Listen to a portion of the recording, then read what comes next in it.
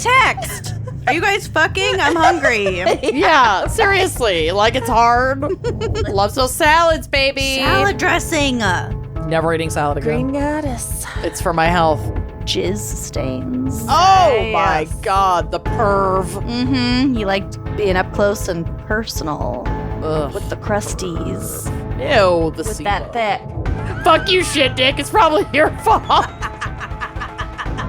Are you okay? I choked on my water and then I coughed so hard, he came out. Several of these So policies. he wanted an extra backup murder policy. He didn't want wanted just everything. The standard, I want to be able to pay off the house if you die. Nope. He wanted a windfall. Viewer discretion is advised. Jesus. You are listening to Wine and Crime, the podcast where three friends chug wine, chat true crime, and unleash their worst Minnesotan accents. And Amanda is melting. Guys! Why have you Losing it. created me? Why did you create me?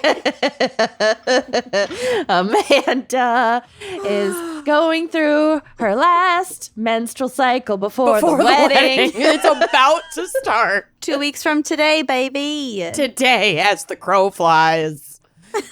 So I don't know what I'm talking about. I need this fucking gusher to pop by like noon tomorrow. So I know that I am completely clear to finally consummate this marriage. We've been And waiting. you'll be ovulating.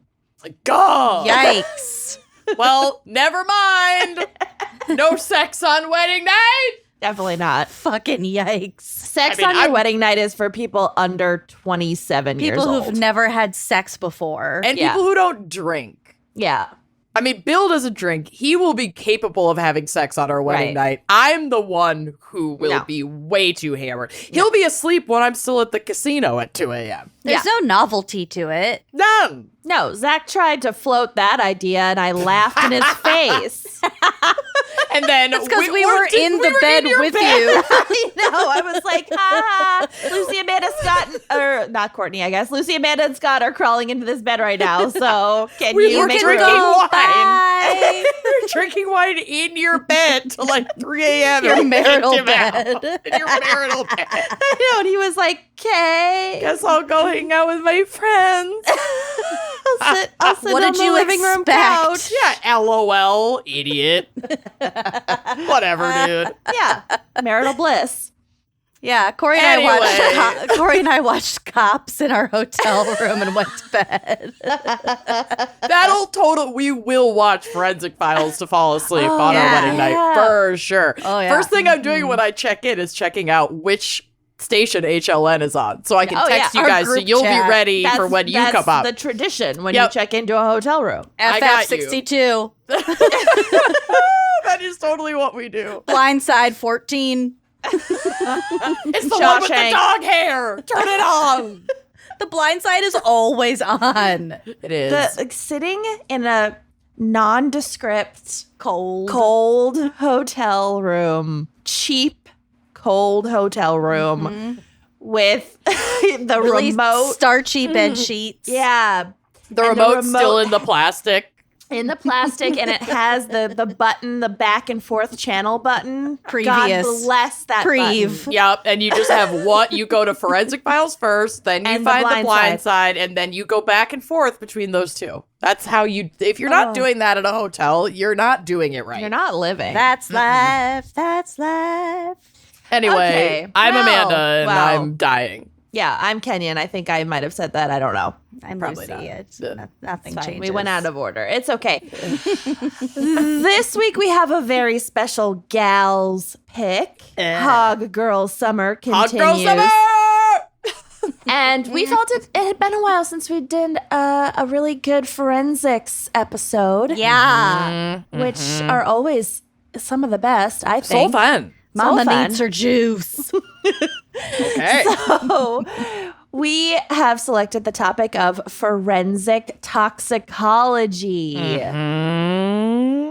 Tox screening, which actually reminds me that I need to allegedly eat a gummy. Oh, I was like, where is Allegedly. this going? Oh, happy day, Minnesota. Well, yeah, we celebrated Legalization Day on the 1st of August. Yeah. It is a great time. I've been celebrating privately for years, but it felt really good. Glad to know. to see your beliefs have been recognized publicly. Truly, I feel truly recognized by the state. And now when I smoke a joint in my front yard, nobody can legally do fuck all about it. Great. So that's pretty great. I got a phone call from she who shall not be named. You guys know exactly who this is. Who said, she called me from the car. And I was like, what are you doing? And she goes, oh, I'm just driving to St. Louis Park. I had to call around and see who had like drinkable THC beverages. I love how much she's getting after it. Yeah, just left for the cabin this morning, so I'm going to go stock up. Yep. Yep. That's the stuff. Such a little pothead now. It's so funny. I love I it. love it. I love it. I'm definitely going to enjoy that with that specific person on someone's wedding day. Yeah. All right. Well, speaking of Substances. libations and Yeah. substances, Amanda, what is our wine crime pairing for forensic toxicology? Yes. Well, I personally am not drinking because, like I said, I'm fighting off a freaking menstrual migraine. So I have water and a protein shake. I don't know. I'm falling That apart. sounds horrible. It is horrible, but I also Kind of a like. gross combo. I know, Yeah. but I woke up with this really gross headache, and You I need couldn't. caffeine. I know, but I only have coffee forms of caffeine right now at my disposal, and my stomach's not feeling the best because of my fucking period. So I just like knew I needed to eat something, get something in my system, but I'm not that hungry. It's the most You're menstrual day without anything actually flowing yet. You're It's just so driving me idle. crazy. Yeah. And I took it because that does have a little caffeine in it. Yeah. So that's helping. And my head feels mostly fine. I'm just like a little. You just sound a little Cloudy? stuffed up. Yeah, all of everything is excreting to prepare for excretion. Okay. But I have a recommended wine pairing, and we have paired a version of this before many, many, many moons ago. I think I even remember the photo of this wine having little Burke, the puppy, in the background of it. Oh, Birkenstocks. Burkles. But we are pairing the PoiZin, like Zinfandel, but we're doing the sparkling rosé because they added like a Brut rosé Ooh. to their lineup. I love a Yum. sparkling rosé. Yeah. I do too. I'm so excited. You are a sparkling rosé in human form. Oh my God, thank you. Me I was or talking to Amanda? Kenyon. but- Okay. Oh. Amanda's a hard Mountain Dew in human form. Yeah. Thank you. So this wine is a beautiful peachy rose petal pink. It has aromas of strawberries and raspberry. So it's like that nice light fruit. And then it has a nice like silky effervescence, a dry finish. Like those, you're going to get a little bit of that sweetness on the front end. And then it's just going to clear right out into this nice clean finish. And it sounds fucking amazing. It's 96% Pinot Noir. And then they threw in a little bit of Chardonnay, which is kind of a surprising blend, but I'm very excited about it. It's a very small amount. So I'm definitely going to get it. They have it at Total Wine.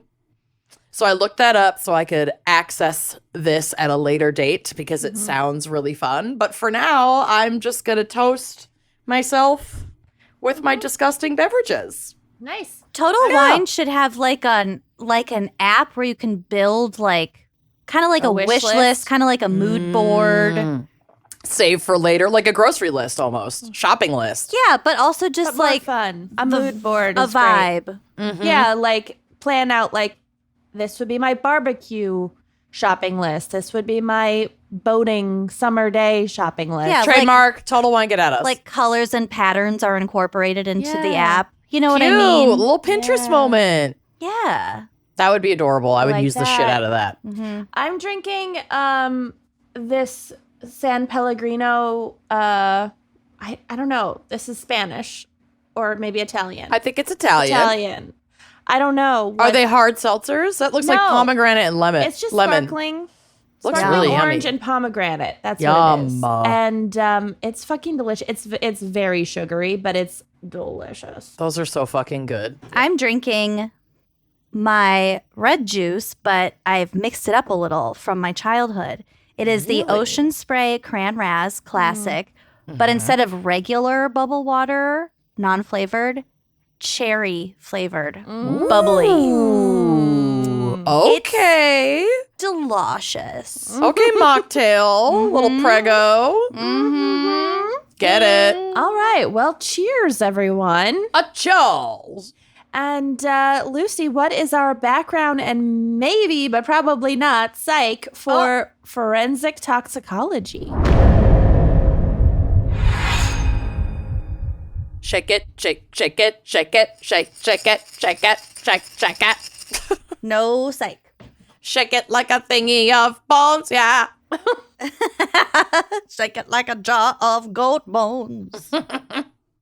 According to the National Institute of Justice, forensic toxicology is the analysis of biological samples for the presence of toxins, including drugs. They made drugs. They made drugs. I know that we're like 5 years late on this, but Zach and I were driving back from his parents' place in upstate New York, and so it's like a 12-hour drive, and we needed to have a podcast to listen to, and so we listened to finally The Thing About Pam. Yes. This was your first time Yes. listening? It's so good. It's so good. Didn't you love it? Yes. And Isn't Keith Morrison He unreal? had never heard Keith Morrison's voice What? before, What? so he was Zach. like losing his shit. He hasn't lived. So now Zach is saying they made love all the time. It's great. That's It's- the thing about Pam. I'm gonna re-listen to it. Yeah. It's so I've listened to it 6 times. It's really good. Didn't we listen to it on our merch road trip, Amanda? Yes, and that was maybe my 4th or 5th time listening to it, and I've listened to it at least once through since then. Yeah. It's like what I Like put on when I get on an midnight. airplane. I like snuggle into my seat. Or you put on listen to The Keith. Thing About Pam. Listen to The Thing About Pam. Yeah. Order an airplane Bloody Mary. Yeah, Set. that's perfect. It's my routine. Oh my God.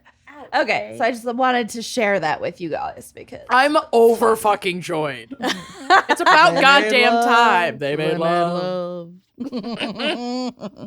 Okay. So this testing, this analysis is done with biological samples such as blood, urine, or tissue. The toxicology report can provide critical information such as the type of substances present. Are you okay? I choked on my water and then I coughed so hard a little pee came out. you're having a time. Okay, well, it's been a great ep, folks. Special thanks. Oh my god. We're professionals. When a little pee came out. Oh, Oh my whatever. God. It's- Okay. It's not. It wouldn't even warrant a wipe. It's fine.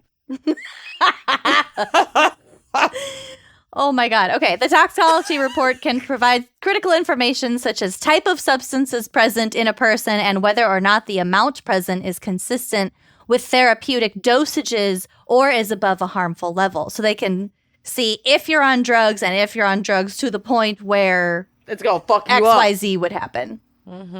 The toxicology report can infer or determine a substance's potential effects on the person's death, illness, or mental or physical impairment. According to Wisconsin's DOJ, forensic toxicology applies discipline to matters of the law. So it's used in courts to assist in reaching verdicts. So, for example, a forensic toxicologist could be an expert witness, for example, to cast doubt on the results of a breathalyzer test. Oh. Which determine so as we all know, a breathalyzer test is like a field test that determines average blood alcohol levels using relatively inexpensive machinery. We don't know when the last time that thing was calibrated. It also can't be retaken. Yeah. So it's like really not scientific. Why? Because it the alcohol would be changes- out of your system and Oh, I mean, like on the spot, it can't be retaken? I mean, yeah, but the results could be different. And then 20 minutes later, it's going to be different. 20 minutes after that, it's going to be different. they're just really inconsistent. So retaking right. it is not. So if you're close to the line, it could be a really big difference. Yep. So thereby making those kinds of cases a lot easier to punch holes in than, for example, a blood test, which is a lot more exact. And you can take multiple samples from one blood draw to Double check. to redo the test itself. Remember that case of that guy in Canada, the like rapist dentist? I think he was he was definitely a doctor, maybe not a dentist, but he Who put the hid the vial he inside of his hid arm? Yeah. fake blood Oh, in yeah. his own arm. Yeah, I remember And that. then had agreed to multiple DNA I draws. covered him, I think. Yeah. Remember that? That was a really, really good episode of Forensic Files too. I know. By the way. So Channel good. 62. They made love. They made love. Not on their wedding night, because who does that? No, Jesus Christ, never happening. A guy named Mathieu Joseph Bonaventure Orfila, born in 1787, died in 1853, is often called the father of toxicology. Who's toxicology? One of Blarney's best lines. I love it. Father of gene therapy. Who's gene therapy? She's giving birth right now. As we speak. That was the dumbest thing she's ever said. Okay. So funny. I'm checking my phone to see if this baby is out. So Orfila was the first great 19th century proponent of forensic medicine. He was born in Spain and studied medicine in Valencia and Barcelona before continuing his studies in Paris. In 1816, P-Town. P-Town. In 1816, he acted as the royal physician to Louis the 17th. The 17th. The 17th. A year How later, you say the 17th? can't remember that number off the top of my head.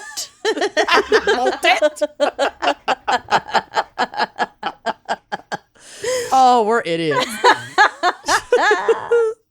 A year later, he became a chemistry professor at the Athénée of Paris. In 1819, he became a French citizen. I mean, he should at this point. Jesus. I know. Your name is Mathieu. He's very mature for his age. Oh my God. Dumb. So fucking dumb. Really dumb.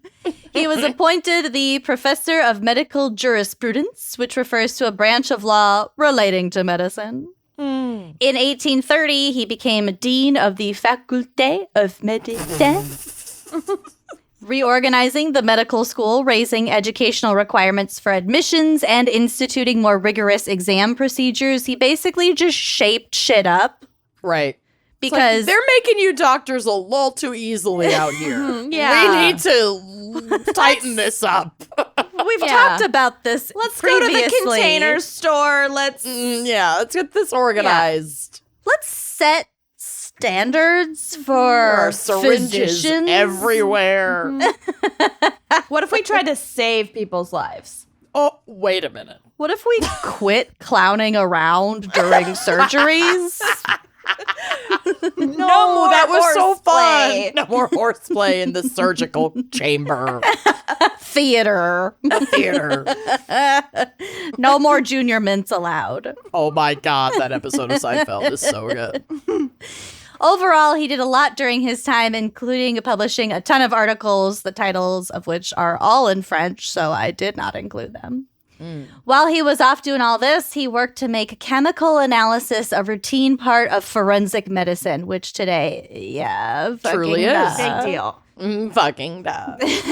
He helped develop tests for the presence of blood in a forensic context, and is credited as one of the first people to use a microscope to assess blood and jizz stains. Oh my God, the perv. He liked being up close and personal Ugh, with the crusties. ew, the With SIBO. that thick. That That thick. That thick. That good. Stop. I hate it. So gross. He also Get a whiff of that good. He also often acted as a medical expert in criminal cases. So he would argue that the natural arsenic in the soil around graves could be drawn into the body and then later be mistaken for poisoning. Oh. This was one of his things. So Is that true? Yeah, was this a legitimate discovery? yeah.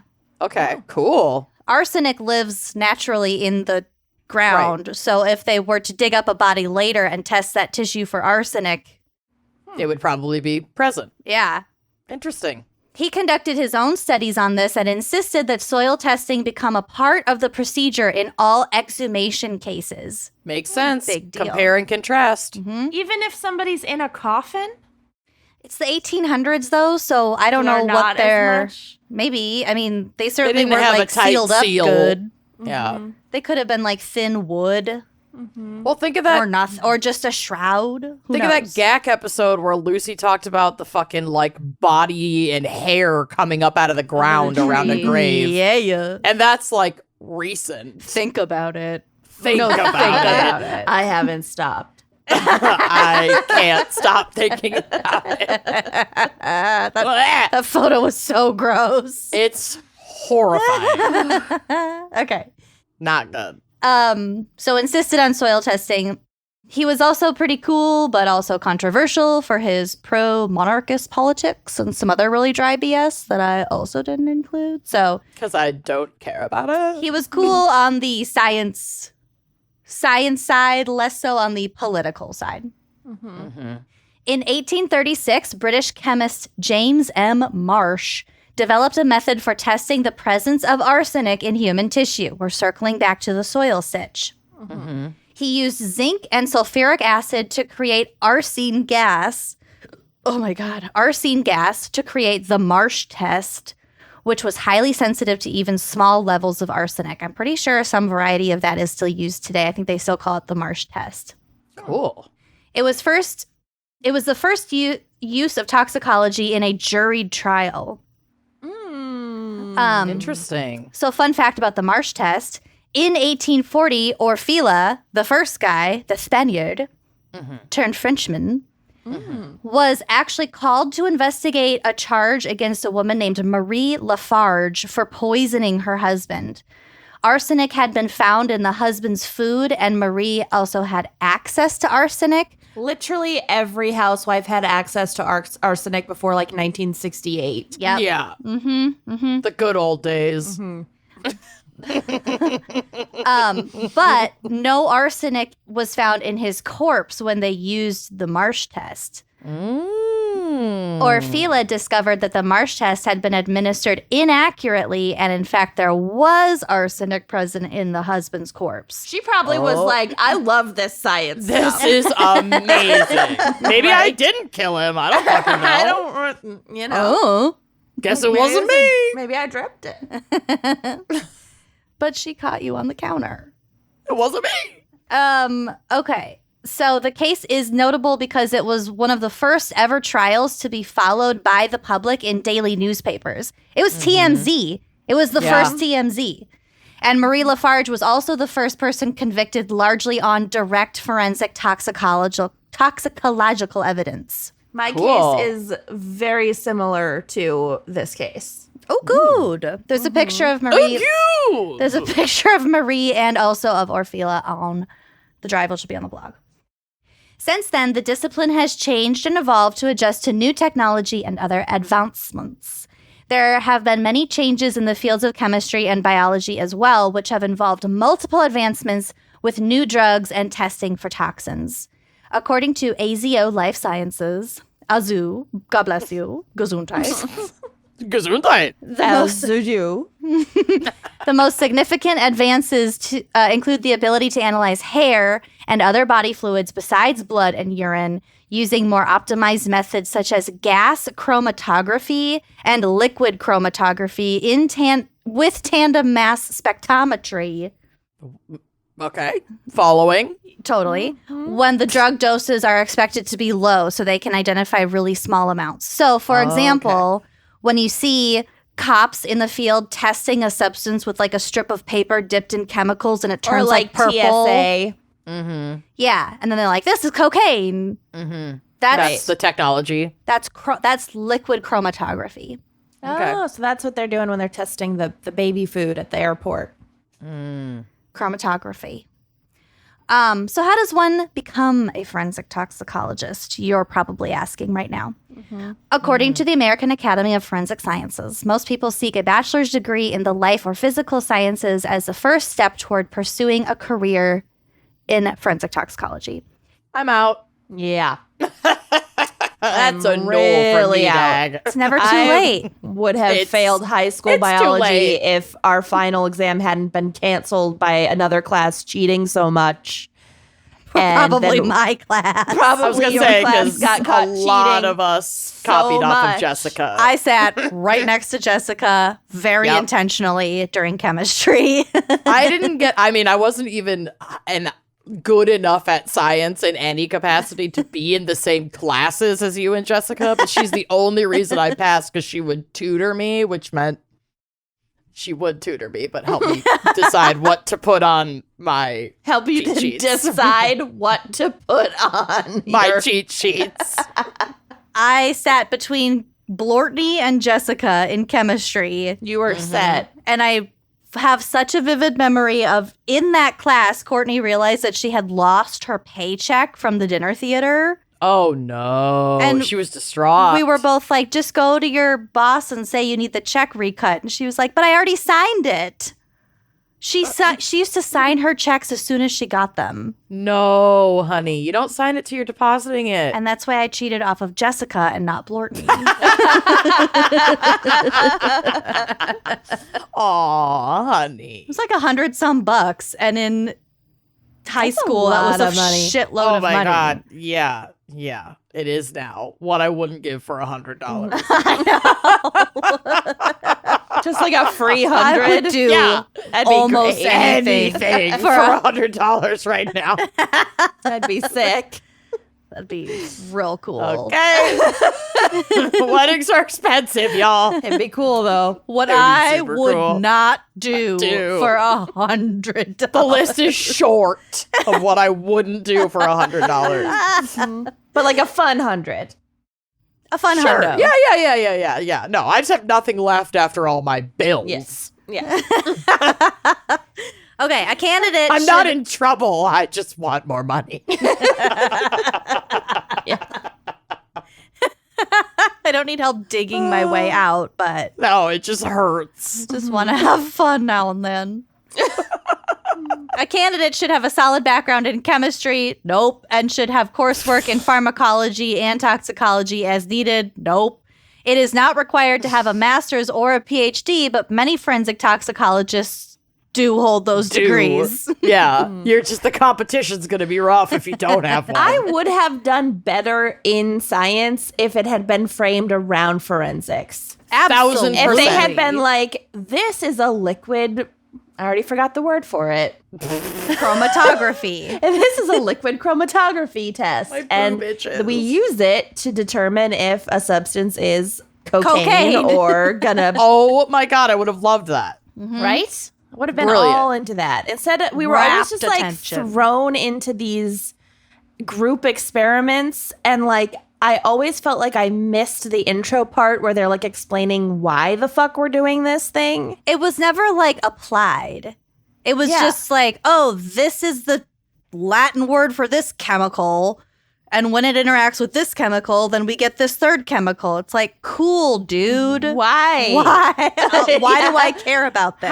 How long did it take them to figure this out, and for what purpose? There was no explanation of like the end game. Yeah. Yeah, I get it. We should be teachers. Just kidding. Yeah, Been there, no. done that. Don't like Hardest job ever. No, thanks. it. The little dancing bear in the circus. Mm-hmm. Okay. Some enter the field after working or pursuing education in other fields and failing, such as medicinal chemistry, pharmacology, or clinical chemistry. The American Board of Forensic Toxicology offers professional certification to scientists working in forensic toxicology, and to be certified, a candidate must fulfill one of the following: a doctorate degree and at least 3 years full-time experience, or a master's degree and at least 7 years full-time experience. Dang. It's just a lot. Is it worth it? That's up to you. Let me work it. Let me that's search it. dedication. I mean, they are solving crimes, so that's nice. Yeah, you want them to be well Rigorous. versed. Yeah. Yeah. Yeah. The average salary for a forensic toxicologist is around $70,000 a year, or $34 an hour.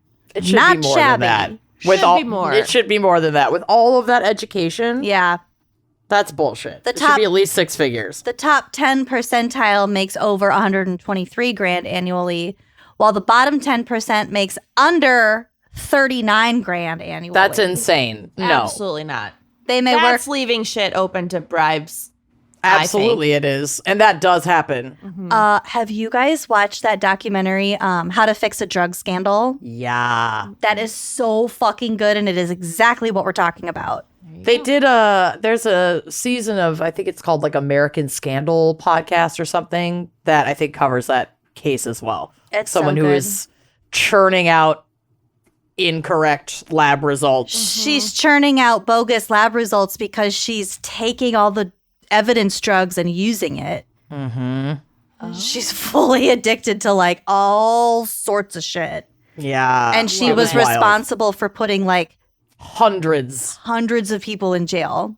And Hate it that. overturned a fuck ton of convictions after her scandal came to light. Yeah. That little miniseries on Netflix is really good. Really wild. So forensic toxicologists may work in medical examiner laboratories like that lady, crime laboratories, military or government, or in private sector facilities. So like the kinds of companies that conduct like drug tests for corporations. Forensic toxicology has 3 main subdisciplines. We have postmortem forensic toxicology, Oh, yeah. human performance toxicology, and forensic drug testing. So postmortem forensic toxicologists work with pathologists, medical examiners, and coroners to help establish the role of alcohol, drugs, and poisons in the causation of death. They investigate suspected drug overdoses, homicide, suicide, natural deaths, and general unknown deaths where toxins are ruled in or out via testing and analysis. That's the good shit. That's the juicy shit. Yeah.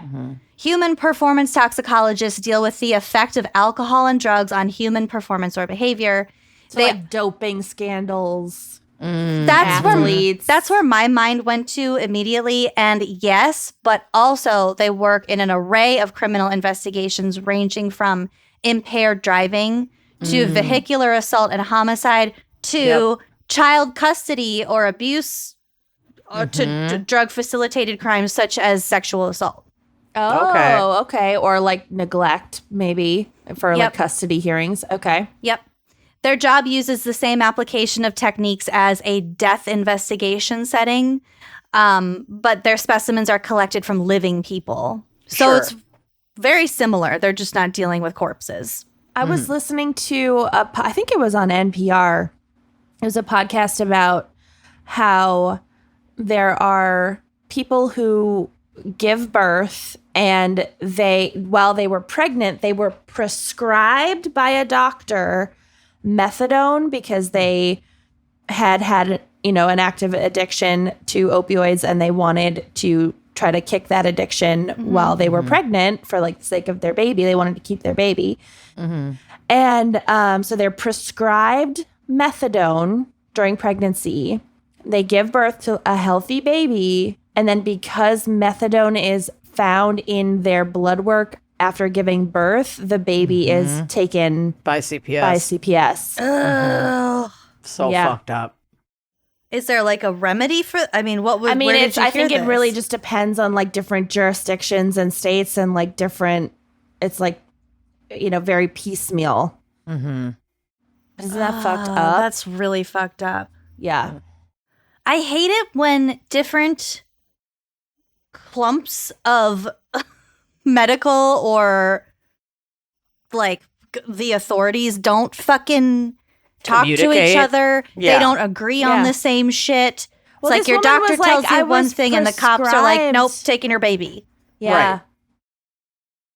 Right. Yeah. Yeah, that's really That's horrific. ugh. You can't win. Mm-mm. Ugh. Okay, so back to human performance toxicologists. They are usually asked to determine the timing and extent of impairment resulting from different patterns of drug and alcohol use. Their job requires applying knowledge from clinical and medical studies and experience in the field to give an opinion about the effects of a drug or combination of drugs at the time of the crime or accident. So the DUI example I gave earlier would be a behavioral toxicologist, probably. Like this would be their level of impairment. At Yeah. This. This is how much they had in their system, and these are the effects of having that much in their system. Yeah. Like in my experience, like breathalyzer results aside, in my experience, 3 beers, 2 hours before this 150-pound person drove would not be impaired, wouldn't impair their performance or whatever. Yeah. So forensic drug testing is used in many settings, including the workplace. Oh, here we go. Doping control in sports. I was thinking that I knew was this the had first to come one. up. I was thinking that was the human behavioral one, but it's not. It's that's forensic drug testing because it has to do with a crime. Doping control in sports, probation, parole, compliance monitoring, and testing. So the scope of drug testing is often limited compared to other subsections, but the amount of testing can be much greater. Workplace drug testing laboratories can perform tens of thousands of tests per day. How boring. That would be so boring. And often require specialized equipment configurations such as multiplexing, which decreases analysis time and improves productivity. So it's just another way of, I don't know. It just sounds boring. I'm just picturing robots with like little test Right, the little tubes. arm. Yeah. Little cups of pee. Yeah. Oh god, drinking it and then Sloshing giving everywhere. the results. Ish. A robot drinks it, spits out a receipt. Fire her. Cocaine. I was at the doctor Okay. recently, just like, regular checkup, For fun. whatever. Yeah, just for fun. And they had me like pee in a cup For happy hour. and put the cup in the little like Window. box window thing in the bathroom. And there was already 2 other people's pee sitting in there. Ew, Oh, yeah. Were they on a lunch break? I don't know. They're backed up. But like, that's gross. Yeah, that is gross. I could have done anything to those people's pee. Those Well, this windows party- fascinate me. You should have knocked on the other door. It wasn't a Hello? window. It was just a cubby. Oh, it didn't go to the other side. My pee's going bad. Mm-hmm. You got stale piss in here. Yeah. Ew. I don't know. It grossed me out. It's Yeah. cool to the touch. Oh. Okay. Okay. Next. Next, Hate and it. lastly, I have this cool body diagram of what information can be found where for toxicological purposes. The diagram will be on the blog. Very cute and color coded. I love it. It's really cute. diagram. Little So- cartoon. From the eyes, we can gather, specifically from the vitreous humor, that we can find the concentration and levels of a drug before 1 to 2 hours earlier before death. Because the only way you can get the vitreous humor is if you like take the eyeball out. So it's always like a post-mortem. As far as I understand, it's always a post-mortem test because you don't want to take that shit out of your eyeball for a test if you're still alive. Yeah. Yeah, it's kind of crucial. Yeah. So that can reveal the drug the drug info from like way before. Okay. And the vitreous humor, I don't think I put this in here, but I have done extensive research on vitreous humor as of recently.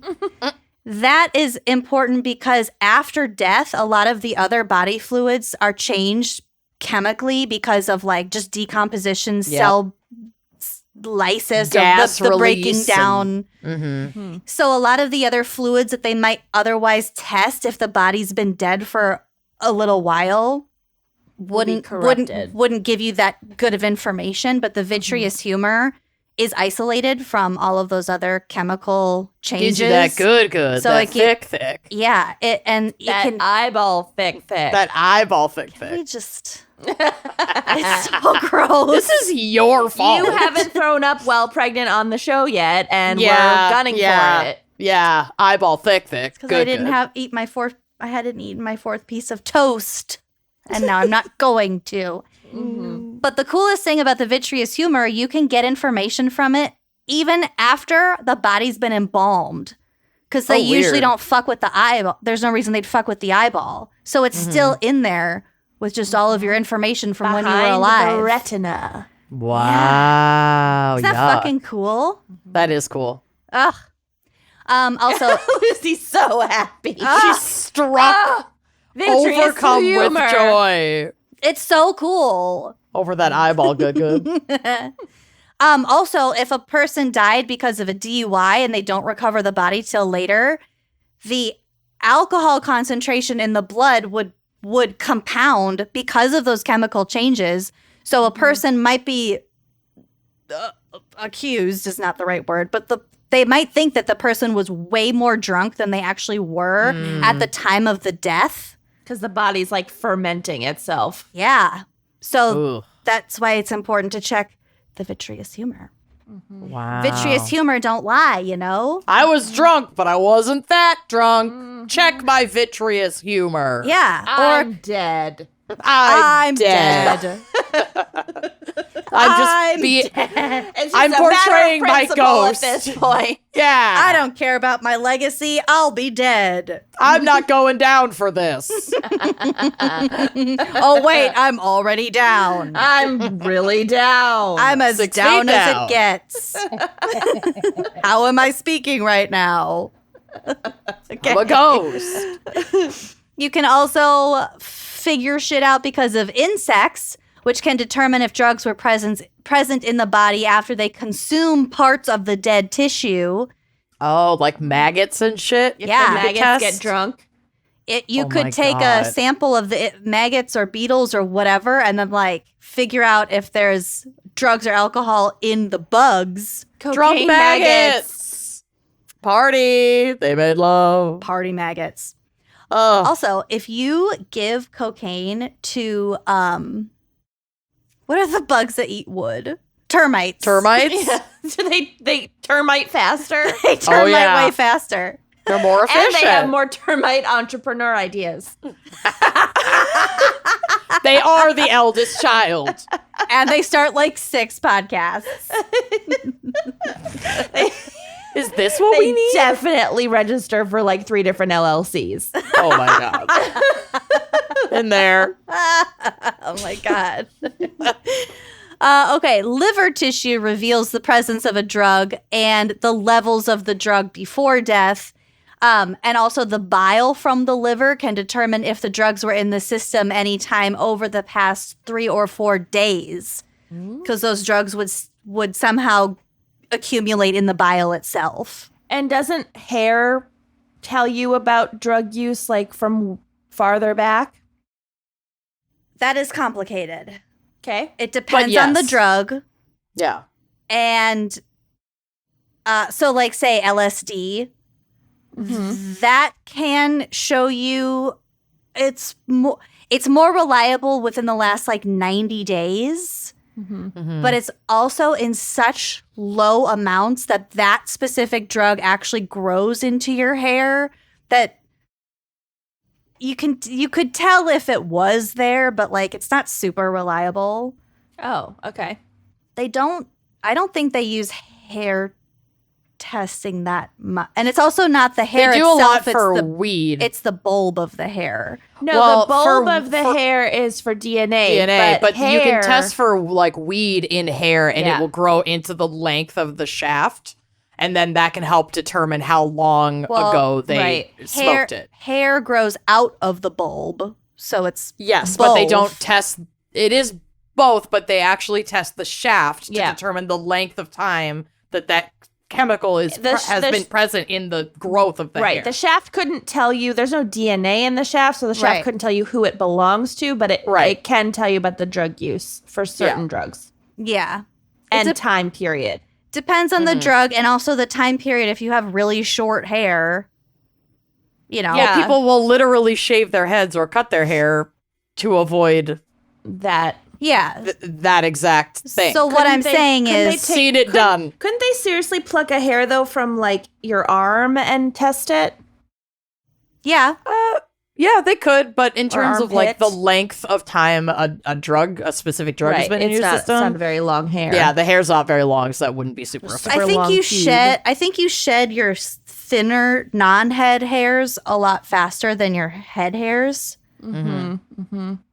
My point is it's not consistently a reliable source We'll of do a hair forensic toxicology information. episode. Hell yeah. we did hair. We'll do another hair. Life is We long. can do whatever we want. Okay. It's our show. Okay. Okay. Fingernails can reveal, I guess also toenails. Gross. No. Can reveal if there are any heavy metals, and they can determine if there is drug or alcohol use from the last 1 to 2 weeks. And they can also show usage from the growth timeline. So similar to hair, which I guess it's both keratin, right? Hair and nails. So it would work similarly.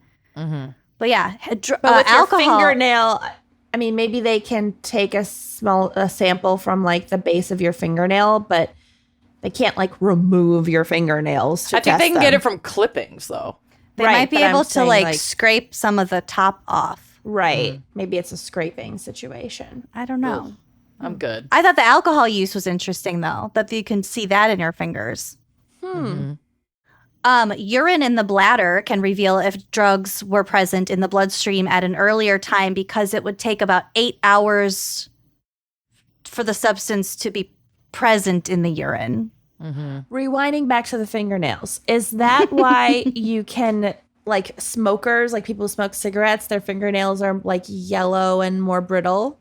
I think that's part because of of the it's- smoke itself, because it's usually on their smoking hand and their It's like smoking both. fingers. Like part of it is from Internal. having nicotine in your system, but it's mostly from like holding a cigarette that's like smoldering or smoking. Ugh. Okay.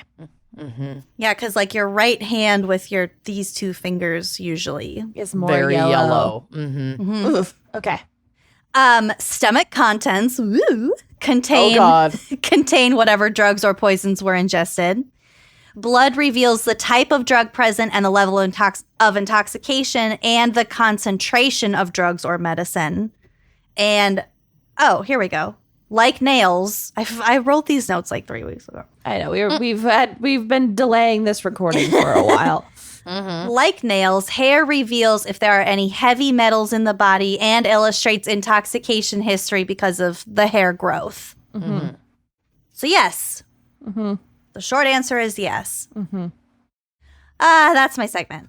Wow. Well done. Thanks. I feel so informed. Right? Lots of I'm ready to info. take my forensic toxicology exam without even Ready. having to cheat off of Jessica. We Absolutely basically ready. have our bachelor's degrees and 7 years of field experience. We're gonna get our honorary doctorate any day now. Any day. I can feel it. We are going to be going in the way back machine, Your favorite place to go. one of my faves, to the late 19th century in the bustling city of Jersey City, New Jersey. Ever heard of it? Love it. Your hometown. My hometown. I did live there for 2 miserable years. So Yeah. 2 really long years. It felt Really longer long. for sure. Yeah. yeah, right? Yeah. Yeah, it felt like 5. honestly. Was that where you lived when your roommates thought you guys were having sex in the living room, but it was just Zach doing push-ups? Yes. Yeah. Zach had those push-up discs, and I was asleep in our bedroom, and he was doing push-ups in the living room, and our roommates thought that we were just having sex at like 7:30 p.m. on a weekday in the shared living room. Really not. rhythmically for like Really 40 minutes. Ish. My And God. they didn't cook dinner that night, or They like were scared eat to it come 'cause out of they their were scared room. to. Yes. I love Fucking it. funny. And they told us about it months later when he like did it again in the living room, and they were like, "Oh, Jesus Christ. Text. Are you guys fucking? I'm hungry. Yeah, seriously. Like, it's hard. so odd." Like, So who makes that assumption? That was quite a I leap. don't know. Quite a leap. Roommate Okay. trauma. Anyway, That's what I think of when I think of Jersey City. That specific anecdote. Yes. Yeah. So Georgevosberg, I don't know, Vosberg. Sure. I'll probably say it both ways, is a charismatic and popular young pastor, a pillar of his community. But behind closed doors, George's home life was tumultuous at his own fucking doing, because he's a piece of shit. Okay. So George was married to Harriet, and their marital life was strained. The couple fought frequently over any number of things, but the most glaring issue in their marriage was George's unhappiness over their being childless. Okay, get over it. Which like at this... Fuck you, George. Get over it. Fuck you, George. Which I have in my notes. Like at this point, you might be thinking, fuck you, dude. That's not it. That's not in Harriet's hands. I might be thinking that. You And might there's be. a 50% chance It's your fucking fault. Mm. You shit dick. And while one would never try to assign blame to infertility issues, this was not your classic case of infertility. Do you know us?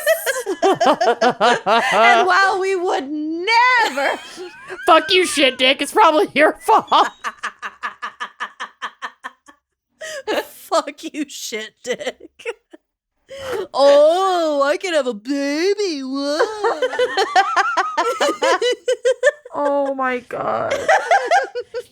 Okay, I never thought I would laugh this hard at infertility. Yeah, No obviously we are not. I'm we allowed. recognize the struggle. But this I'm in guy the in sucks. group. I can make fun of it. Yeah. Okay.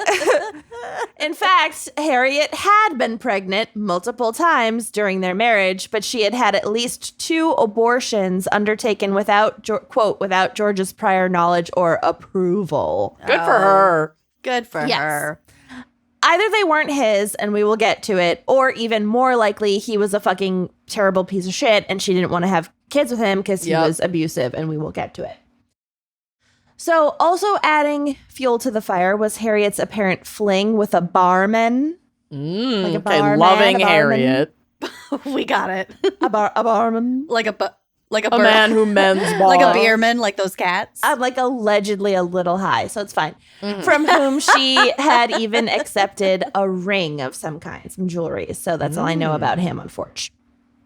So yeah, safe to say the Vosbergs are not in a great place in their relationship, but the volatile atmosphere actually seemed to lift in the winter of 1877 to 78 when Harriet suddenly fell gravely ill.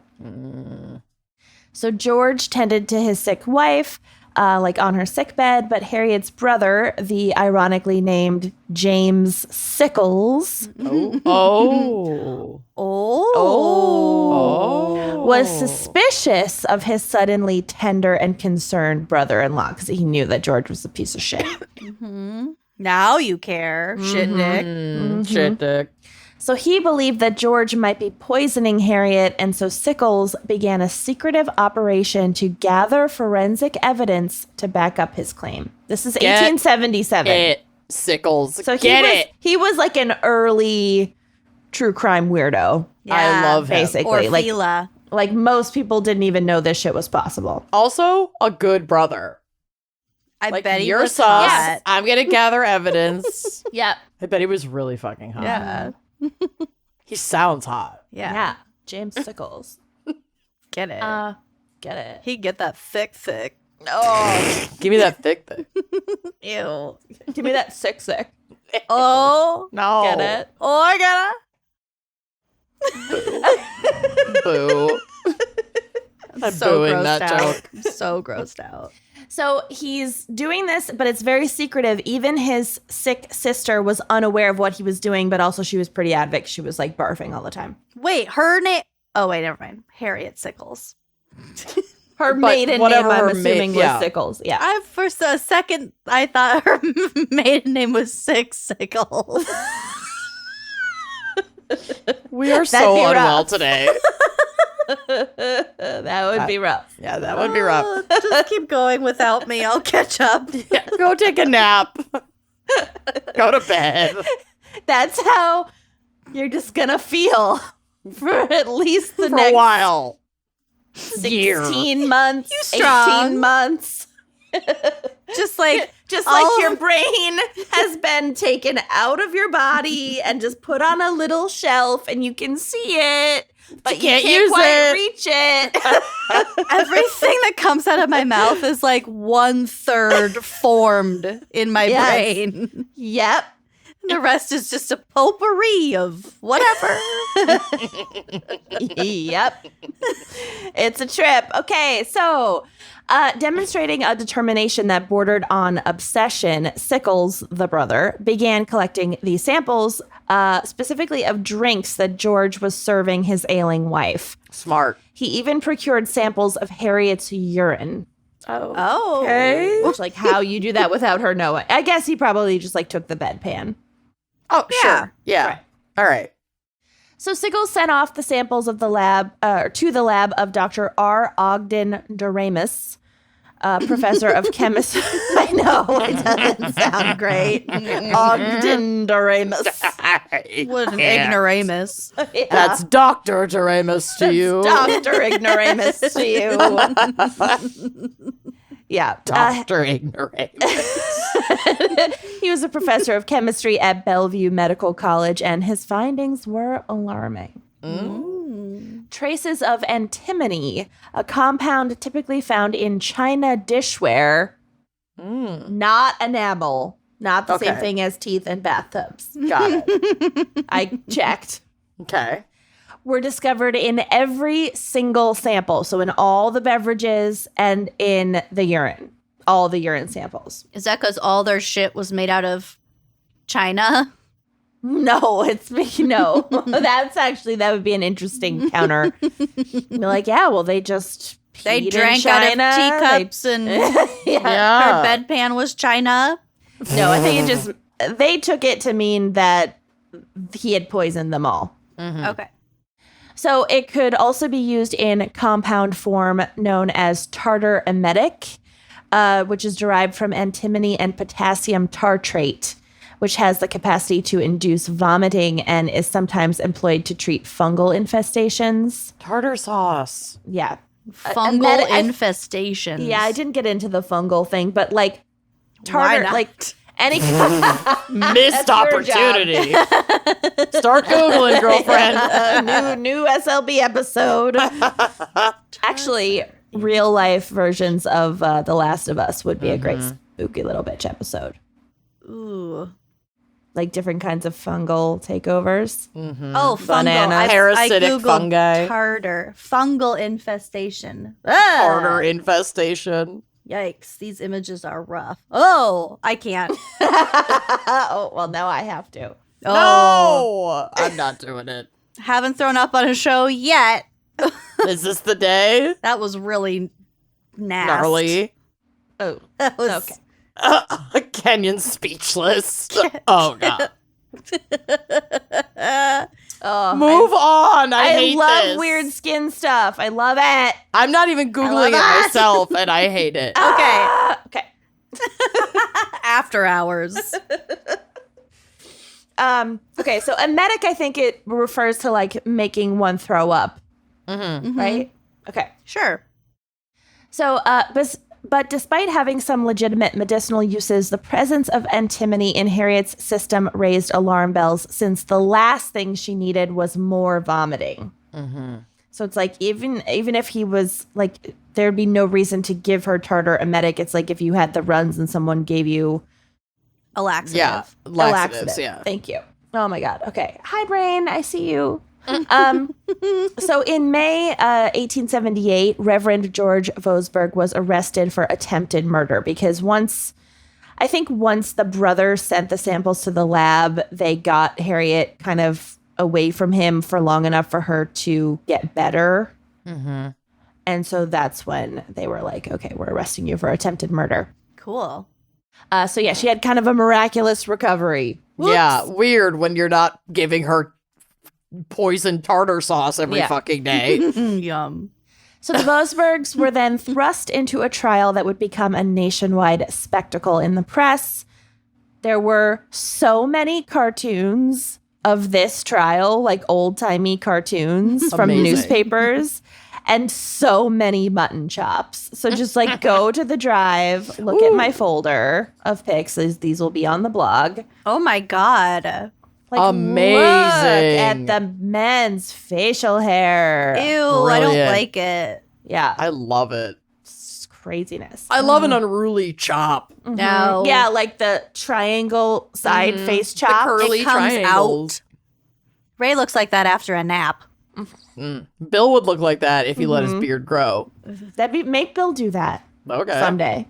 Okay. Done. Okay. Twist my arm. Okay. So, in addition to her brother James, other members of Harriet's family testified against her husband. Her father recounted witnessing his son-in-law surreptitiously pull an unknown substance from his pocket and pour it into his daughter's tea before giving it to her. Even more compelling were the accounts of Harriet's sister Elvira. Yes. Love. Harriet and Elvira. Sickles. So cool. Sickles. Elvira Sickles. Okay, brilliant. Of course you're involved in a poisoning case. Not that Yeah. you poisoned, No, but she was, a witness. And the sister-in-law, Jenny, whatever, doesn't matter, testified about Harriet's deep-seated fear of being left alone with her husband. So, like, the family members are like, he's a piece of shit. He's Right. an abusive piece of shit. We know it. She told us. She's scared of him. Whatever. But in a dramatic turn of events and a major blow to the prosecution's case, Harriet herself refused to testify against her husband. she's abused. In fact, she stood by him, literally sat next to him throughout much of the trial, and refused to testify. And of course, a person cannot be compelled to testify against their spouse. They could volunteer to testify against their spouse, Right. but they can't be Right. forced to. And should. And should. So later on, when Harriet was interviewed and asked why she refused to testify, she said simply, quote, "I have my reasons, which I do not wish to tell anybody. I shall not testify if I can help it." And she was afraid of him, and Yeah. he'd been abusing her for I years. have my reasons that I don't want to tell anyone. I don't want him to murder me. Yeah. Poor I'm hair. not going to testify. Yeah. Still, the prosecution had facts and science on their side. Two of my favorite things. They underscored the damning evidence of poison present in all of the samples of Harriet's beverages. Their key witness was Dr. Ignoramus, who didn't just talk about his chemical analysis on the witness stand, but instead opted to demonstrate some of his tests live in the courtroom. Wow. What a show. How? I mean, back then, this would have been like if holograms were fucking used in the middle of a courtroom. If it was just like, boom, here's a hologram reenactment of the crime. Oh to my us God. Fucking today. awesome. Like, this was wild for the time. But when are we going to get courtroom holograms? Right? That seems like It's got to be like something we should right have around had. the corner. I don't know. We still have cartoon sketch artists in the courtroom. So No. That's We just can that's just for gigs though. it's just Yeah. for jollies. We could have a hologram of Tupac, but we can't get holograms in a Right? courtroom. This is bullshit. I I have mean, the sphere thing in Las Vegas with the big truffle thing. Truff. Okay, I will say that is yes, the Las Vegas sphere is like a very weird ad thing, but to see stuff come up out of it is like through an app in your phone. Like that's like AI. Oh, it is? I thought Yes. it was a I big ass looked it up. hologram. No, I looked it up because it looked so crazy. But yeah, that's like Oh, that's not as through cool. a camera. It doesn't. You wouldn't see that with the naked eye. Oh, that's stupid. Yeah. Well, what do we want? Courtroom holograms? When do we want them? Now. Fucking Immediately. now. Yeah. Like in that jury show. Jury duty. Jury duty? So funny. I love that show. That the lawyer's nephew. Anyway, yeah, we don't have time, but like Watch just that fucking show. watch that show. It's so good. It's so good. Oh, that was good. Okay. So she has her reasons. So they had science, Dr. Geramus, he's doing the test in the courtroom. Okay. Quote, during the trial, the professor brought his apparatus into the courtroom and performed Wow. 3 toxicological tests before the jury.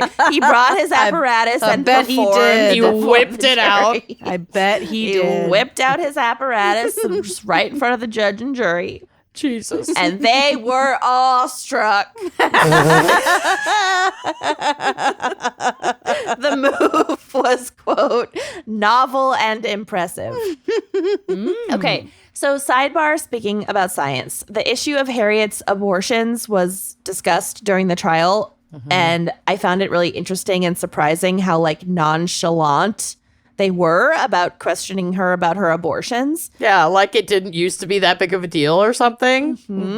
So I did, I mean, I knew a little bit about this, but I did some more digging because it just seemed like a much more like accepted topic than I even knew that it was for the time. So sidebar here.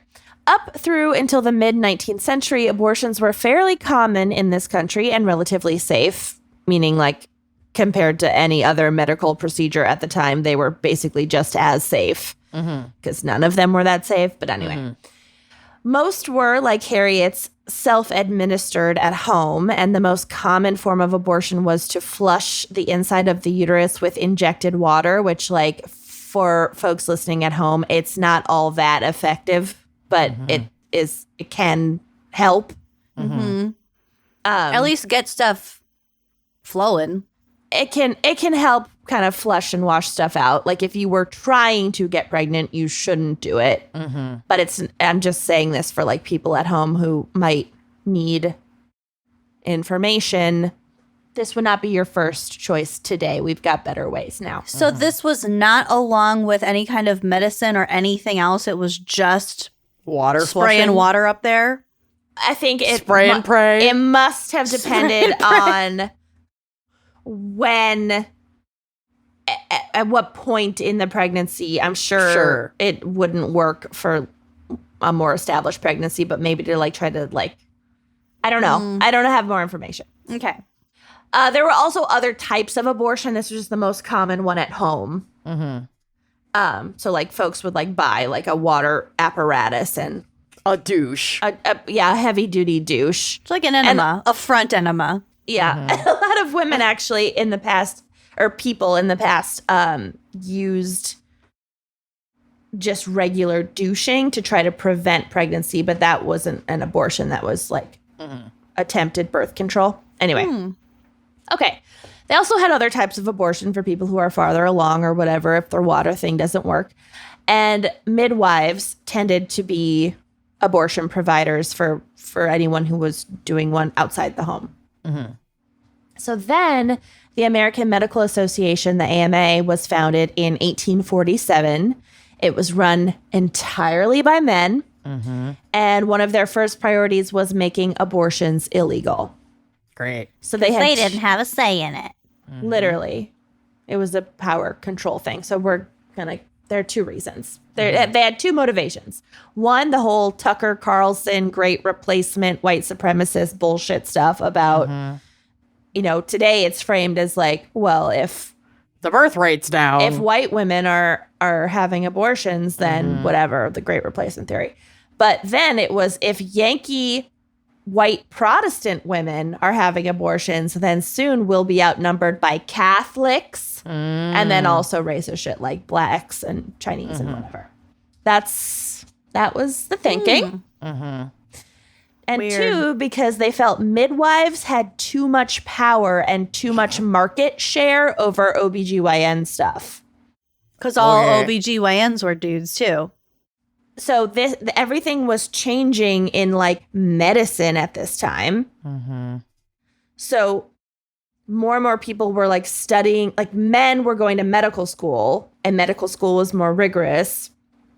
And the only people that could go were men. And so the only people graduating as like actual doctors were men. And if there's a boom in the number of doctors, we need to create more doctor jobs for them. And here's So we got to get rid of midwives. Yeah. Yeah. So that they can take So they those can have positions. jobs. Yeah. Jesus. So, quote, if the AMA could wrest control over the marketplace of abortion, it would be lucrative to this growing cadre of university-educated, mostly male physicians who are beginning to specialize in things like obstetrics and gynecology, end quote. God. And so they launched a crusade against abortion, mainly targeted at female abortion providers. Also, like women who gave birth in the hospital with male doctors had much higher maternal mortality rates because the doctors wouldn't wash their hands, and midwives did just because they didn't know about germs, but they just knew that like wash your what fucking you do. hands. Yeah. Pretty basic. And they're not handling corpses. Anyway. Okay. Long sidebar. Cool. Great. Love it. Yeah. Okay. Back to the trial. Georgevosberg's defense team was formidable and politically connected. It included the likes of the former governor of New Jersey, Joseph D. Beadle. Ugh. What As is well- with all the names in your case? It's an old-timey case. Their names were amazing. Also a former senator. So they presented counter-experts who refuted Dr. Ignoramus's findings, saying that Harriet couldn't have been poisoned with antimony because she had made such a quick recovery. What? So what they're saying is, it sounds funny on the face of it because it's like clearly she was being poisoned because as soon as he wasn't near her, she made a she- miraculous recovery. Right, she So was no longer obviously being she was poisoned. poisoned. And she felt better. Right. So that's the prosecution's theory of the case, which is correct. And the defense's theory of the case is if she had been poisoned with antimony, then the effects of that poisoning would have lasted longer. Taken longer to and wear she off. would have been sick for longer. So therefore, because she made such a miraculous recovery, it couldn't have been antimony. Okay. Okay. Which, like, I'm not a doctor, but that's what they tried to claim. They also claimed that Harriet had been taking a different medication given to her by a clairvoyant before she fell ill, which I was desperate to find more information about this and couldn't. Tragic. Yeah, but, that's like the a juiciest part of the drug-dealing story. clairvoyant. Love Yeah. her. A sangoma. Yeah, Ugh. and Harriet was seeing a clairvoyant, but we don't know if Duh. they gave her medication or what it I was. wish my clairvoyant could Right? prescribe. A twofer? Yeah. People might actually go to the doctor if it was like, You get a Straight free up. tarot reading. yeah. Yes. All right. So mainly, though, they questioned the veracity / the chain of custody of the samples that James Sickles had gathered. So he had no way to prove where the samples had come from other than just like his word. And if they didn't know if he had tampered with them or not to He didn't frame have a his GoPro. brother-in-law. Right. So he could have laced the samples with the antimony himself in order to frame George, which like is a good defense, I will say. That is a I good appreciate defense. that. Yeah. So Vosberg, while on the stand, staunchly denied ever having contact with the Tartar emetic prior to the trial. When his governor / lawyer, mayor matchmaker, asked him if he poisoned his wife, he answered, "No, sir. I never had a powder of tartar emetic in my hand in my life until the other day in this courtroom." The drama. Is tartar emetic that's the thing that makes you barf? Is Yeah. that also the stuff in the China? Antimony is antimony. one one part of different compounds. So it can be used in making china, and then it's called something else, the compound. Or it can be used in tartar emetic, and then it's a different name of a compound. So either way, these are substances that a person could just go get from the hardware store at the time. Definitely the tartar emetic. People were just had that in their medicine cupboards a lot, because if you were sick, There's like Pepto. the best thing they could do for you was make you puke. Get it out. Yeah. But the other stuff, the China stuff, he wasn't like grinding up China or anything. Yeah, he wasn't like, he didn't work in a China dish factory, so I think it was not relevant. It was just an example of like, this is a use of a lubricant. Oh, okay. Lubricants are used in machinery. I don't know, whatever. Got it. Okay. Okay. So, the defense's powerful cross-examination also shone a light on various aspects of the couple's life, muddying the waters considerably. Basically, both George and Harriet came out of this trial looking absolutely fucking terrible. Mm-hmm. All their dirty laundry got aired, not just the abortions and the barman boyfriend. Mm-hmm. But also Harriet's alleged morphine habit, which might have been the quote-unquote medication that her clairvoyant was giving her. That sounds like a clairvoyant med. Yeah, that tracks. That definitely tracks. Mm-hmm. But also George's abuse. He was having sexual affairs on the side too. Like, it was a bad fucking marriage. Yeah. During cross-examination, it came to light that the good Reverend was visiting another woman, Miss Mary Purcell, Slut. a little too often. George was a reverend? Yeah. Oh, I missed that. Mm-hmm. Jesus. As part of his pastoral duties. Ew. Oh, yeah. Oh, yeah. George claimed that he'd stopped visiting that particular parishioner after Harriet became upset about it, although he has no idea why she would be upset about it because nothing was happening. Uh-huh. Okay. So the DA asked, quote, did you not threaten to choke your wife because of your differences over Mary Partial? To which George replied, no, with explosive fervor, quote. Well, yeah, but I didn't do it. He's such a drama king. Yeah. The prosecutor also asked if Vosberg's family liked Harriet, but his lawyers objected to the question, saying, quote, well, if his family disliked her, that's a good reason to murder her. Yeah, that's fucking irrelevant. It is irrelevant, but still. That's so funny. Old-timey sarcasm is always really fun. Yeah. The jury was presented a complex portrait of a troubled marriage, and they were torn. Were these compelling enough reasons for a man of God to commit such a heinous crime? Probably. And in the end, they didn't think so, and the jury declared George Vosberg not guilty. Wow. Following his acquittal, Vosberg returned to his church, which must have been incredibly awkward, but life wasn't totally back to normal. Not long after the trial, the couple separated, thank goodness, because he, tried to murder you. Uh-huh. And multiple times, it sounds like. After which point, more evidence surfaced of George's abusive nature. So this was such a big case in the press that, people followed them after the trial. And then, when they got separated, that was also reported on. Love after lockup. Mm-hmm. Yeah. More TMZ. Old-timey TMZ. Absolutely. So he may have even made further attempts to poison Harriet. There's not that much info about this, but I did read it in one place, so I am running with it that All there right. was evidence that he attempted to poison her after the trial, Oh, my God. Jesus. which would be very ballsy. Double jeopardy. Kinda. No, different. I don't think it was. Kinda. The public, once divided in their opinion, finally turned against George, forcing him to resign his position with the Madison Avenue Baptist Church. He left New Jersey, relocating to Denver, and then he eventually remarried, this time to a wealthy woman. So he actually did, End up on fine. top. Yeah. Men always survive. He's doing fucking fine. God. He remained a Loser. pastor, and he went on to lead an even larger congregation in Denver than he got had a in New bigger Jersey. following. Yeah.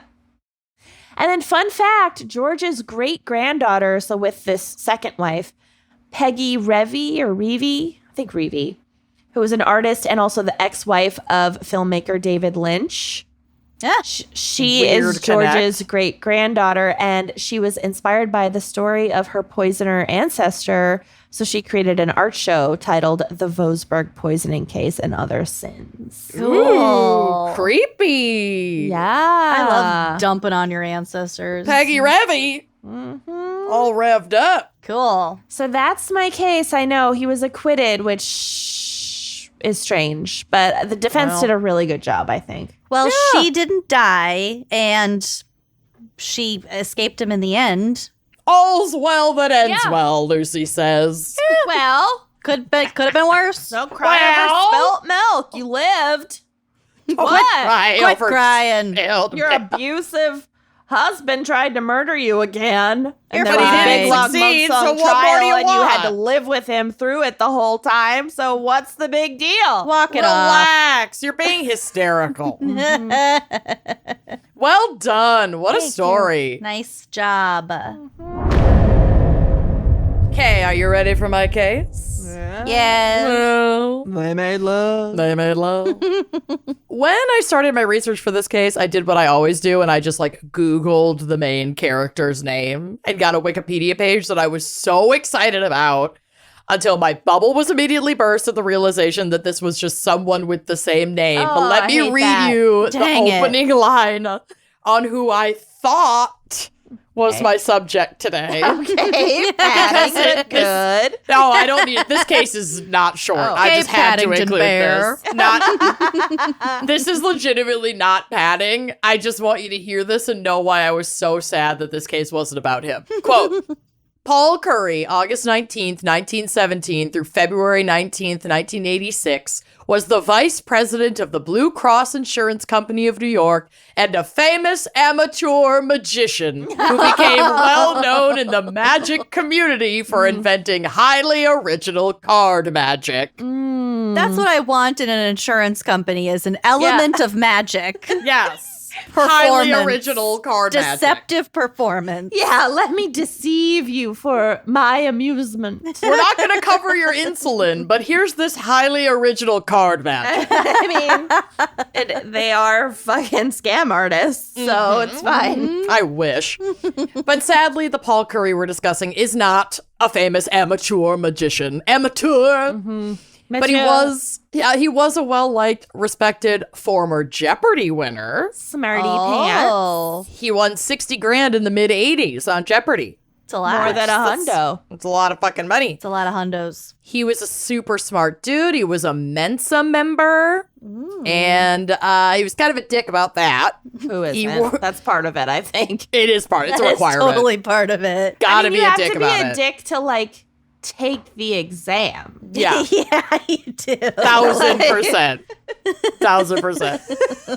Right. He worked as an engineer with Southern California Edison in their nuclear power safety department.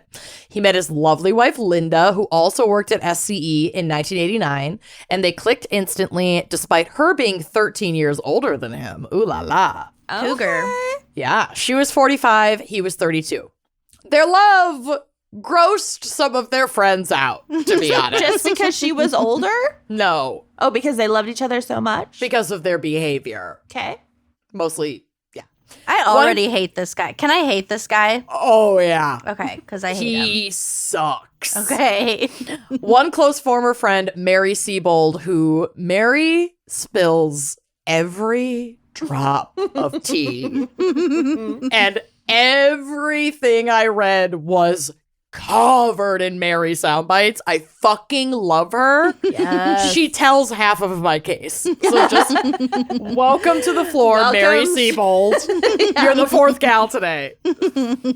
So Mary recalled, quote, they would talk their little baby talk, their little Oh. nicknames. It was No. sickening. No. That, yes. Team Mary. Cannot.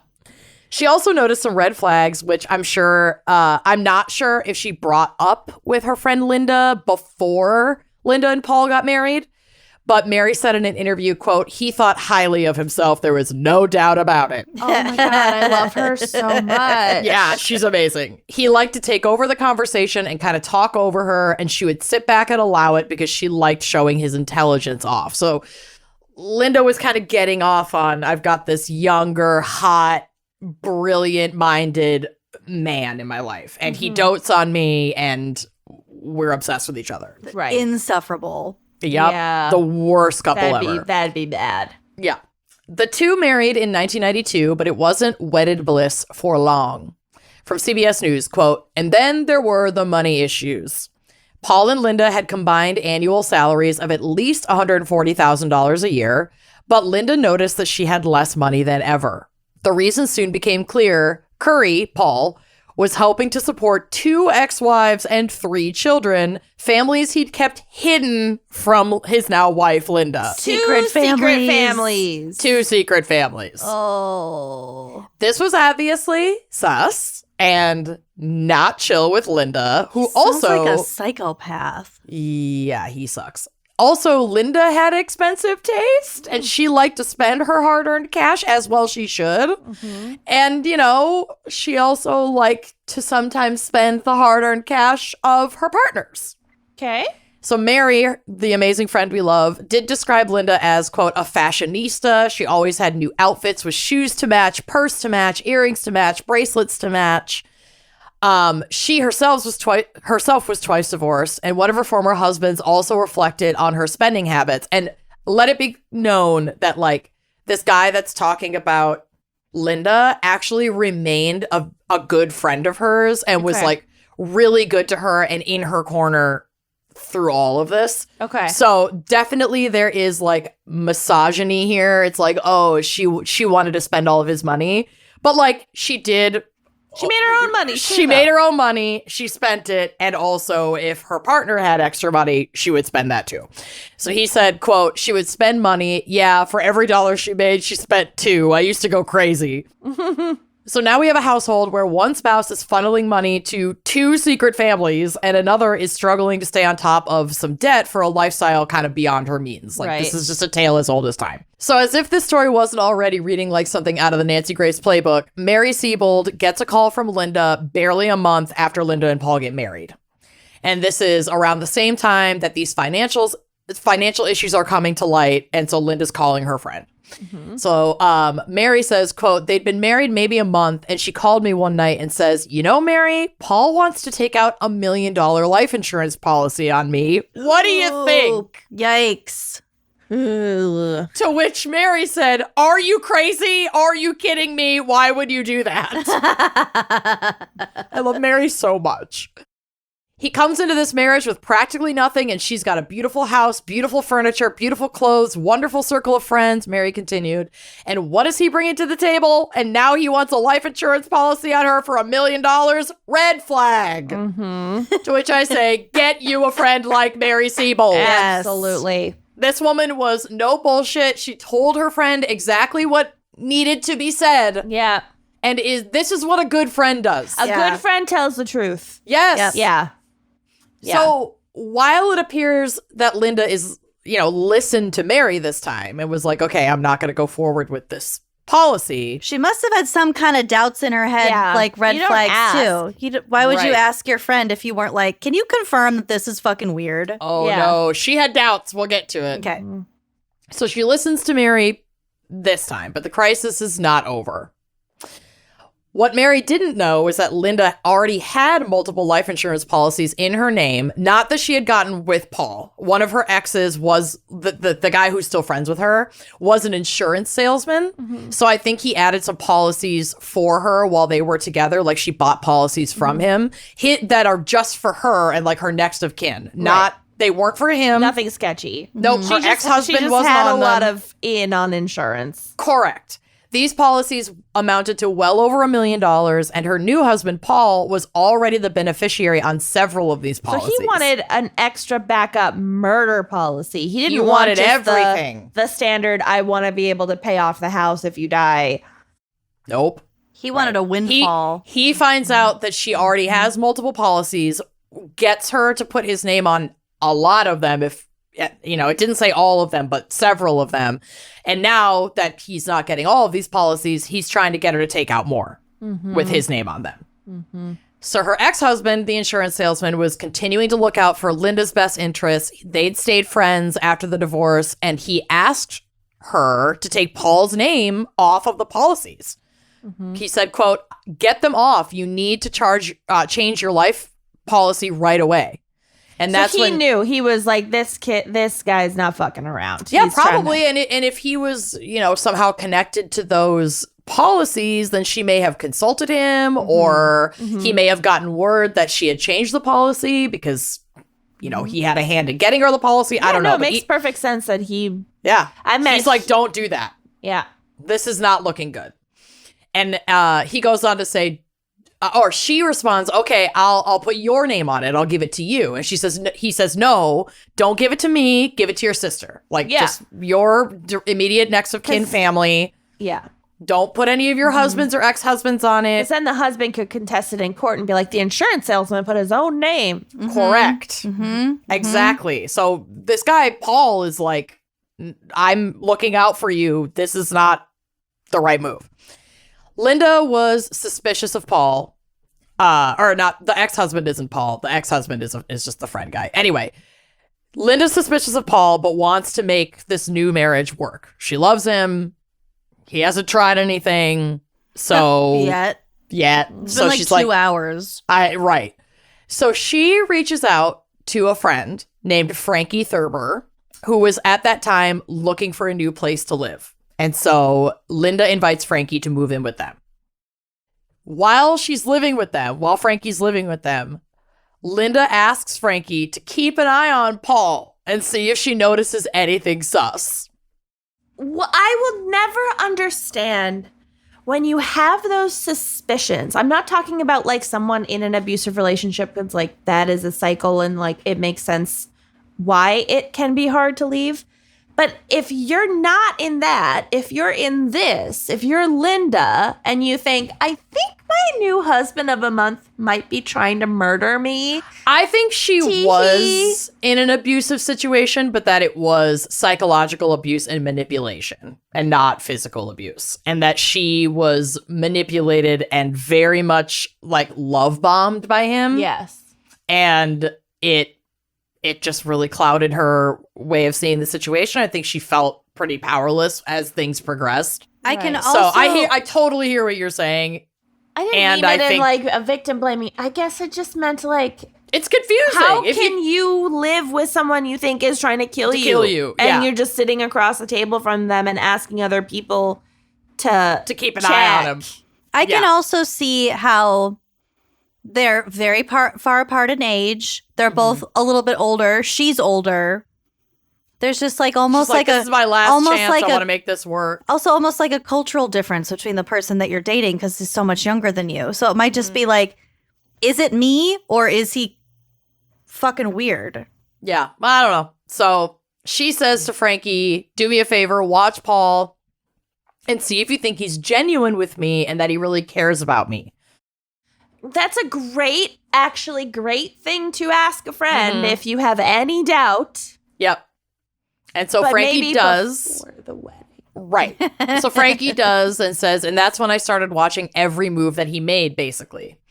Now, as we just kind of discussed, I'm of the opinion, and knowing what I know about this case, that Paul, with a house guest who is a close friend of Linda's, keeping an eye on him, turned up the charm and was on his absolute best behavior Yeah. at this time. This is Like- a film. This has got to be Like a movie. abusers can do. Yeah. Exactly. This is He set went- up like such a Movie. Yeah. He went out of his way to cater to Linda's every need, treat her like an absolute princess, and her friends who had once seen red flags were starting to see what Linda must love so much about Paul.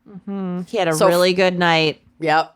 So Frankie went back to Linda and she said, quote, "Linda, I watched everything. I don't see it. He dotes over you. He loves you. He can't do enough for you. I don't know why you would be questioning that.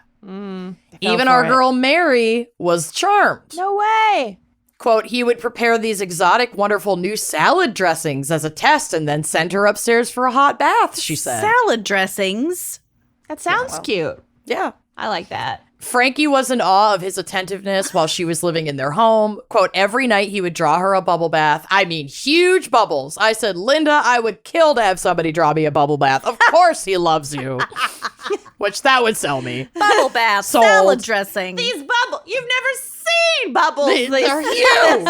They're huge. Like, he didn't personally craft each bubble. Are you I've sure? never seen bubbles. Oh, this big. The effort, I could tell the effort that it took to turn on that course he faucet loves from you. the size of Glenda the the bubble. Good Witch was in one of them. Yeah, exactly. So there's a big part of me that's like, I would fall for this because I'm a sucker for a bath. But also... And salad dressing. I do love salad dressing. But also, and I'm terrible saying men. this knowing... Before Bill. Right. I'm saying this knowing that my Bill, is an acts of service guy. Yeah. So, like, this is totally something that he would do. But if he started going, like, this hard For no reason. every night, drawing me a bath and making me It's fancy gross. salad dressing, I would not. After I moved in with you. yeah, it'd be too much. I would not. I'd be like, My love language is whatever's the opposite of acts of service. sure. Acts of service Leaving do you alone. nothing for me. Either it's too much and kind of weird and annoying, Yeah. or yeah. it's like you want praise for that. That's your job. That's like standard. Like, that's not an act of service to me. That is living your life, sir. Well, and either way, All right. I just it would be weird.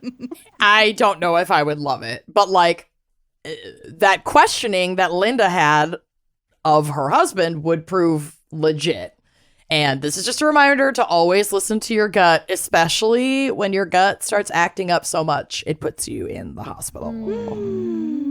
So, just about a year into their marriage, in July of 1993, Linda is rushed to the San Clemente Medical Center ER with severe gastrointestinal distress.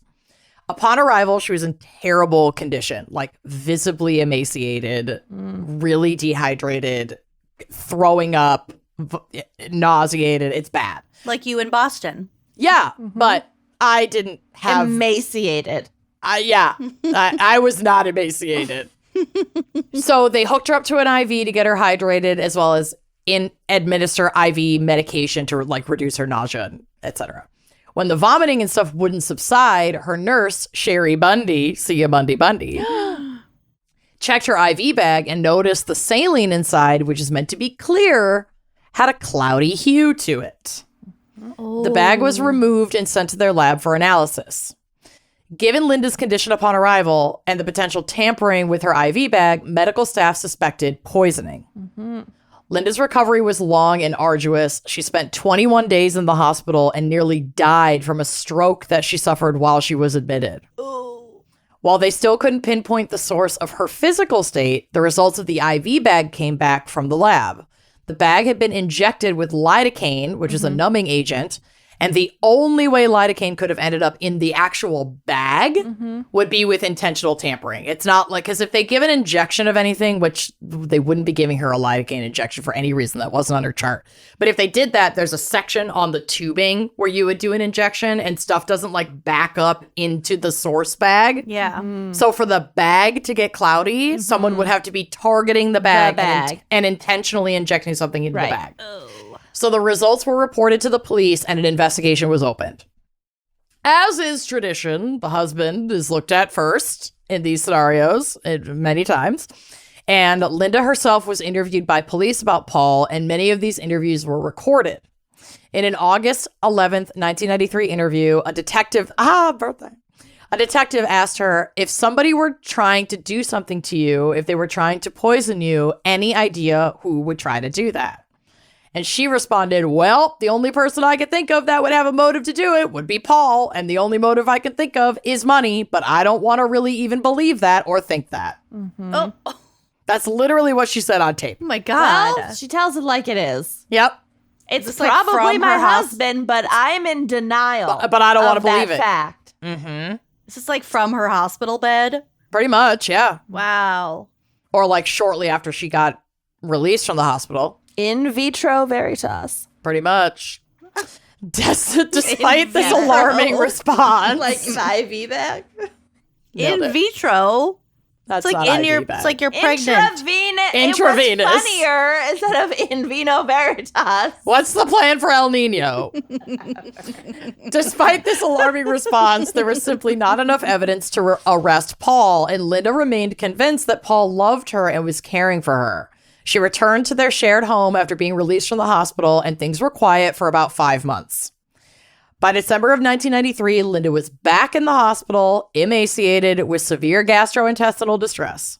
Notably, Paul took her to a different hospital than the one before, probably They're to too avoid observant scrutiny. at the first hospital, and I'm on a list. Well, once again, her IV bag is tampered with and nurses notice.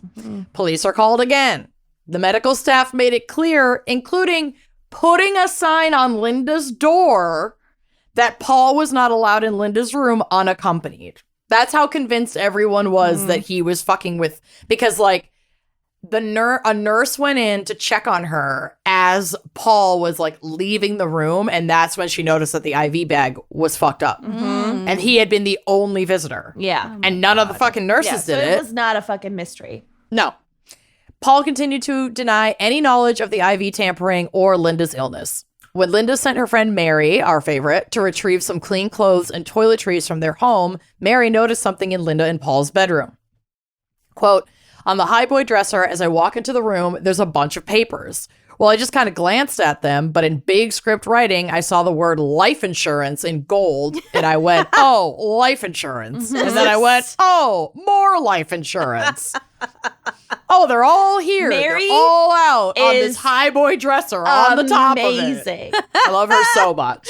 In gold script. Oh, there's Life another insurance. Oh, life insurance. But you can totally see exactly what she means. She paints like, a picture. Yeah, like the header. Yep. Now all the red flags are adding up to crimson. I mean, it's really red now, she said. I love her. I love her so much. When she returned to the hospital, she confronted her friend. Quote, "I'm asking her, did you have those things out, Linda? Is this something you were looking at?" Well, she hadn't been home. "No, not at all," she said. And I said, "Linda, put it together, and let's talk about what's going on here." And Linda seemed to really hear Mary and agree in that moment that she needed to get out of the marriage and get out of the home. But then when Mary came back the next day, she said, "Linda basically slammed the door on me." Yeah. Or Quote, "The next day, it was like the door was slammed on me, and she said, 'No, Mary, no, I can't leave Paul.'"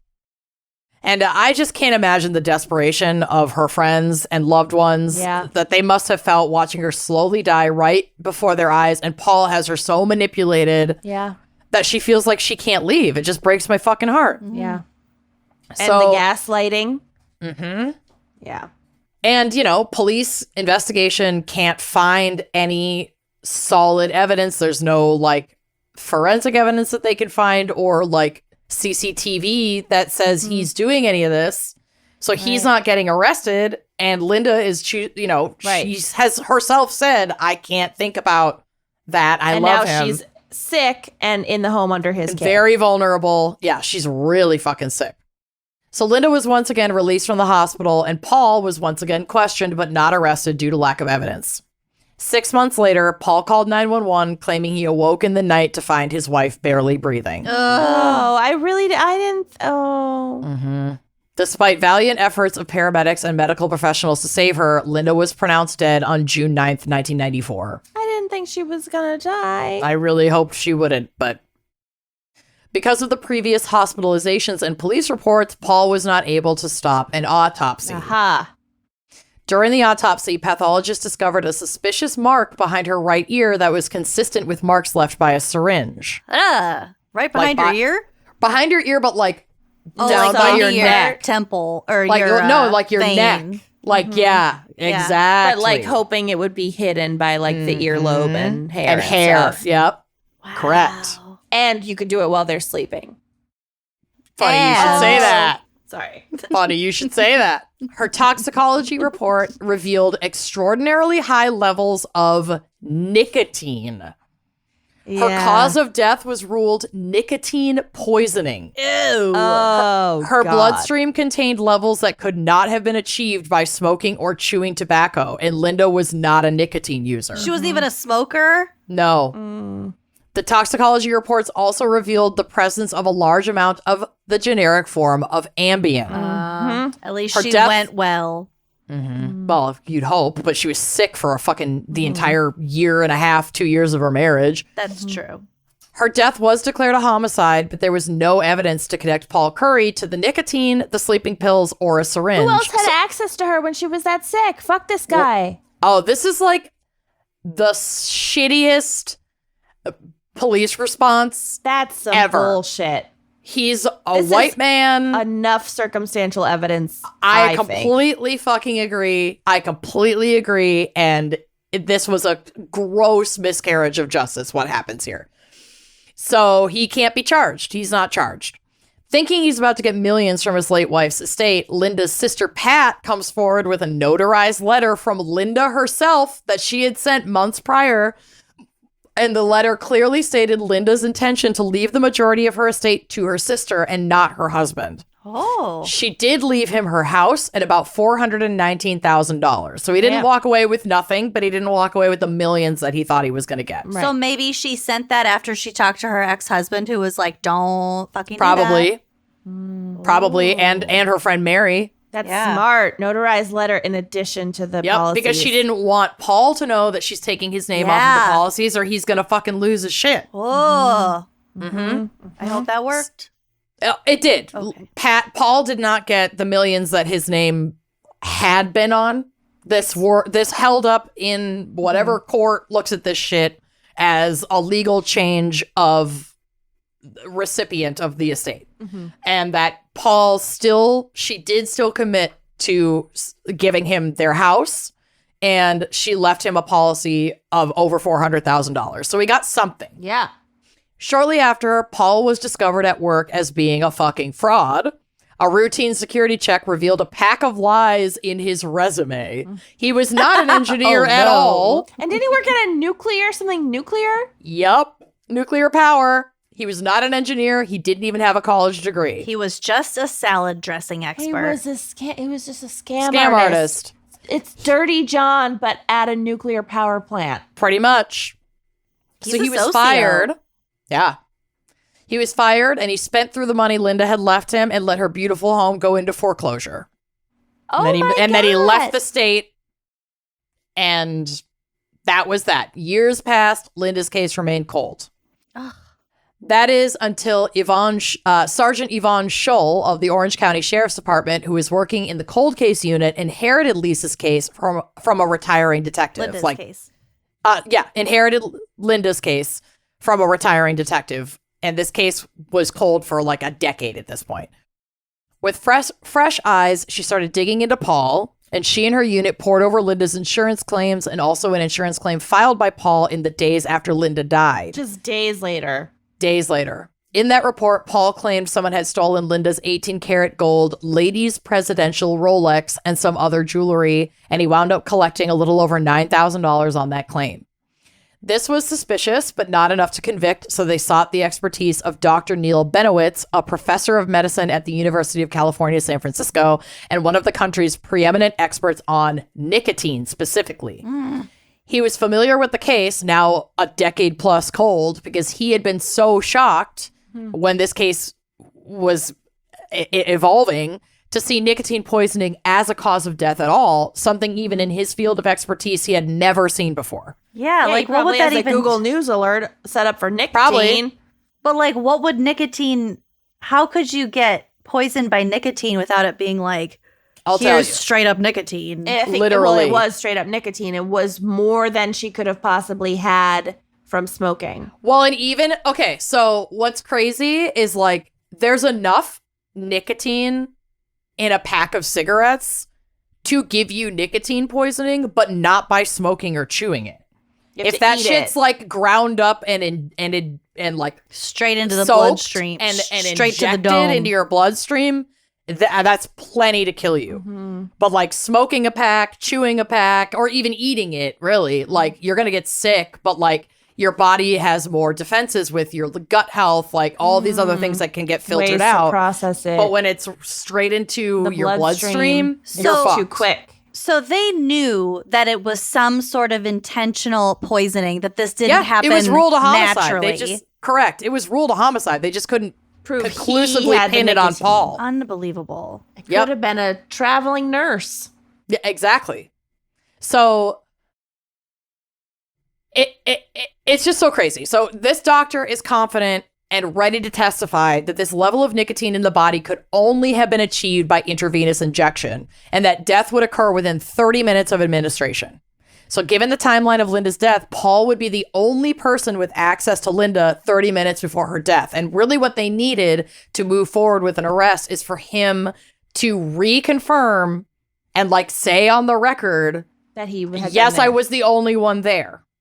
Because then that would really be enough to be like, well, we found this pinprick. This is the time of death. This is the timeline. You had to have done it. Mm-hmm. So this doctor also stated that the amount of nicotine in a single pack of cigarettes administered this way is more than enough to kill.